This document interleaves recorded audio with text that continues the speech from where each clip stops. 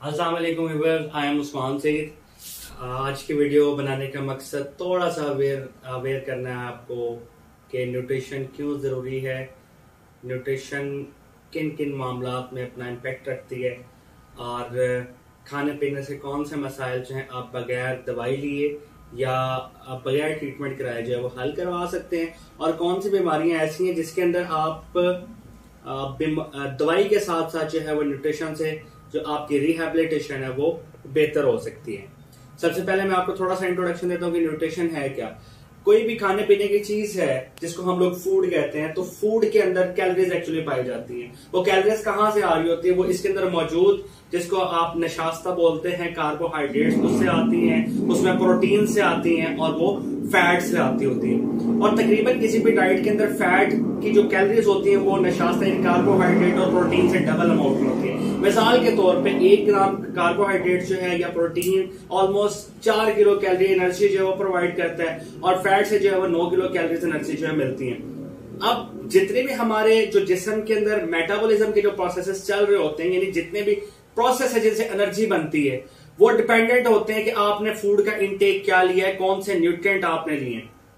एक चीज ये आगे कि एनर्जी के पॉइंट ऑफ व्यू से। दूसरा, हमारी बॉडी के अंदर कुछ माइक्रो न्यूट्रिएंट्स भी होते हैं जो कि कम मिकदार में पाए जाते हैं, लेकिन उनके ना होने से बॉडी जो है वो किसी भी बीमारी की तरफ चली जाती है। ये डायरेक्टली लिंक करता है जो कि आप न्यूट्रिएंट्स जो है वो अपनी बॉडी के अंदर लेते होते हैं। मिसाल के तौर पे मैं आपको इसकी एग्जांपल देता हूं कि आयरन है।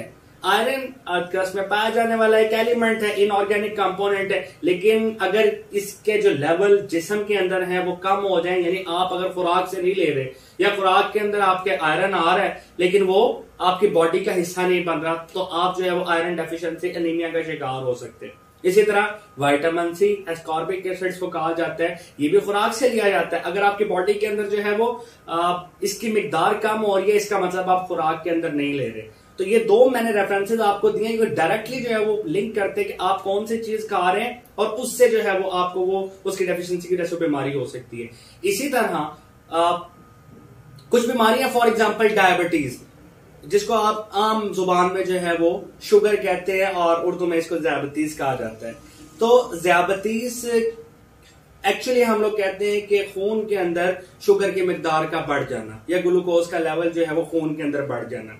इसकी एक रेंज होती है। इसको हम लोग 2 टेस्ट जो हैं वो डायरेक्ट लेते होते हैं, एक फास्टिंग का और एक रैंडम का। फास्टिंग कहा जाता है कि आपने तकरीबन जो है 10 से 12 घंटे तक जो है कोई भी खुराक कंज्यूम ना की हो, और रैंडम जो है वो किसी वक्त आप जो है वो शुगर चेक कर लिया कर। और एक जो है वो तकरीबन 3 से 5 महीने तक आपका रिकॉर्ड आता है जो कि बड़ा प्रिसाइज है, HbA1 से इसका टेस्ट कहलाता है। अब ये किस वजह से है कि नंबर 1, आपका जो इंसुलिन है जो कि आपका पैंक्रियाज जो है वो लबलबा जो है प्रोड्यूस कर रहा होता है, अब उसकी मिकदार अगर खून के अंदर नहीं है, ये कम है, तो उसकी वजह से भी जो है, क्योंकि देखेंगे एक दूसरे के जो है वो मुखालिफ सिम्त के अंदर काम करते हैं। अगर खून के अंदर ग्लूकोज की मिकदार ठीक है तो इसका मतलब लबलबा जो है पैंक्रियाज अपना इंसुलिन पूरा प्रोड्यूस कर रहा है और उसकी कन्वर्जन करवा रहा है, सेल के अंदर उसको छोड़ के आ रहा है, क्योंकि जितनी भी हम एनर्जी लेते हैं वो ग्लूकोज की फॉर्म के अंदर आती है और वो फिर कन्वर्ट होती है मुख्तलिफ साइकिल्स के थ्रू। तो एक तो ये मिसाल होगी। दूसरा, फिर कि आप बहुत ज्यादा अमाउंट के अंदर जो है ये कार्बोहाइड्रेट्स या इस तरह के फूड्स दे रहे हैं जो कि ग्लूकोज को खून के अंदर बढ़ाते हैं। तो अब इसके अंदर अगर तो रतूबतें खराब होगी हैं जिस तरह की इंसुलिन की है, तो फिर आप दवाई और फिर आउटर सोर्स से इंसुलिन जो है वो आपको लेनी पड़ेगी। लेकिन इसका हरगिज मतलब ये नहीं कि अगर आप दवाई खा रहे हैं तो आप फिर मुबर्रा हो जाएंगे और आप बिल्कुल भी जो है वो खुराक का ख्याल नहीं करेंगे। और तीसरा फैक्टर है कि इसके अंदर फिजिकल एक्टिविटी का होता है कि वो आपका मेटाबॉलिज्म जो है वो तेज कर देता है। तो एक मैंने आपको मिसाल दे दी है ऐसी बीमारी की जिसके अंदर दवाइयां जो है उनका इम्पैक्ट बड़ा तेज कर देते हैं।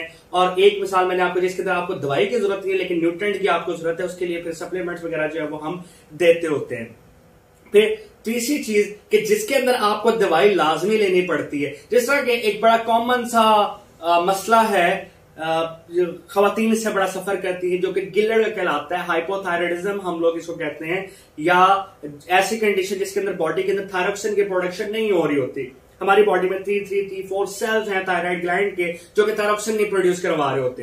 तो अब ऐसी डिजीज, इसके अंदर थायरोक्सिन अब जरूरी है कि थायरोक्सिन जो है वो बॉडी को मिलना चाहिए, तो फिर आउटर सोर्स से थायरोक्सिन दिया जाता है। लेकिन इसके अंदर भी अब ये बीमारी जो है वो डिपेंडेंट है थायरॉक्सिन के ऊपर, तो लेकिन अगर कोई चीज हम जिसके अंदर आयोडीन का सोर्स नहीं है वो अगर कंज्यूम नहीं करेंगे तो इसकी कॉम्प्लिकेशंस जो है वो बढ़ सकती है।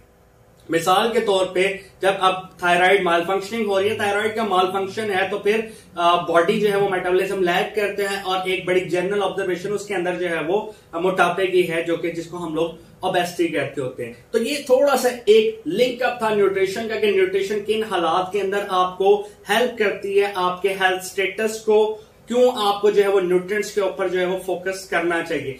तो उम्मीद है कि इस वीडियो से आप लोगों को फायदा हुआ होगा। नेक्स्ट जो है फिर हम आपको मुख्तलिफ डिजीजेस के अंदर कौन कौन से न्यूट्रिएंट आपको कंज्यूम करने चाहिए, यानी फूड आइटम्स में कौन कौन सी चीजें आप जो है वो लेके जो है मुख्तलिफ किस्म की बीमारियों से बच सकते हैं। तो इंशाल्लाह हम इसका फॉलो अप रखते रहेंगे। आप भी जो है हमारे साथ इस सर्कल के अंदर जो है वो अटैच रहिएगा, चैनल को सब्सक्राइब करें, और हम आपको मजीद जो है मज़ीद मालूमात जो है वो आपकी हेल्थ से रिलेटेड जो है प्रोवाइड करते रहेंगे। पाकिस्तान पाइंदाबाद।